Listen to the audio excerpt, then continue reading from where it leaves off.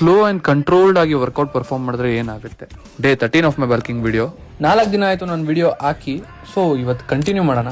ಸ್ವಲ್ಪ personal issue ಇಂದ 4 ದಿನದಿಂದ ವಿಡಿಯೋಸ್ ಹಾಕಿಲ್ಲ. ವಿಡಿಯೋಸ್ ಹಾಕೋದಿರ್ಲಿ, ನಾನು ಜಿಮ್ಗೆ ಹೋಗಿರ್ಲಿಲ್ಲ 4 ದಿನದಿಂದ.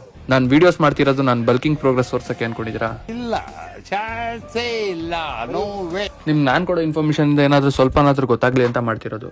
ಗೊತ್ತಿರೋರ್ಗಲ್ಲ, ಗೊತ್ತಿಲ್ಲದೆ ಇರೋರ್ಗೆ ಮಾತ್ರ ನಾನು ಮಾಡ್ತಿರೋದು. ಇವಾಗ ಈ ಟಾಪಿಕ್ ಬರೋಣ. ಸ್ಲೋ ಅಂಡ್ ಕಂಟ್ರೋಲ್ ಆಗಿ ವರ್ಕೌಟ್ ಪರ್ಫಾರ್ಮ್ ಮಾಡಿದ್ರೆ ಏನಾಗುತ್ತೆ ಅಂದ್ರೆ, ನಿಮ್ ವರ್ಕೌಟ್ ಟೈಮಲ್ಲಿ ಟೈಮ್ ಅಂಡರ್ ಟೆನ್ಷನ್ ನ ಇನ್ಕ್ರೀಸ್ ಮಾಡುತ್ತೆ.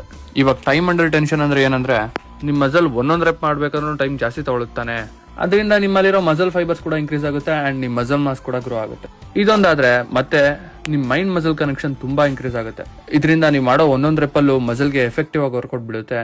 ಅಂಡ್ ಮಾಡ್ತಾ ಮಾಡ್ತಾ ನಿಮ್ ಹೆವಿ ವೈಟ್ಸ್ ಕಂಟ್ರೋಲ್ ಕೂಡ ಇನ್ಕ್ರೀಸ್ ಆಗ್ತಾ ಇರುತ್ತೆ. ನಿಮ್ಗೊಂದು ಎಕ್ಸಾಂಪಲ್ ಕೊಡ್ಬೇಕು ಅಂದ್ರೆ, ಇವಾಗ ನೀವು ಬೆಂಚ್ ಪ್ರೆಸ್ ಮಾಡ್ತಾ ಇರ್ತೀರಾ ಅಂದ್ರೆ ಅದನ್ನ ರಪ ರಪ ಅಂತ ಹೊಡೆಯೋ ಬದಲು 1 ಸೆಕೆಂಡ್ಗೆ ಮೇಲ್ ತಗೊಂಡೋಗಿ ಅಂಡ್ ಅಲ್ಲಿ 1 ಸೆಕೆಂಡ್ ಹೋಲ್ಡ್ ಮಾಡಿ, ಮತ್ತೆ ಇನ್ನೊಂದು ಸೆಕೆಂಡ್ ಕೆಳಗಡೆ ತಗೊಂಡ್ಬನ್ನಿ.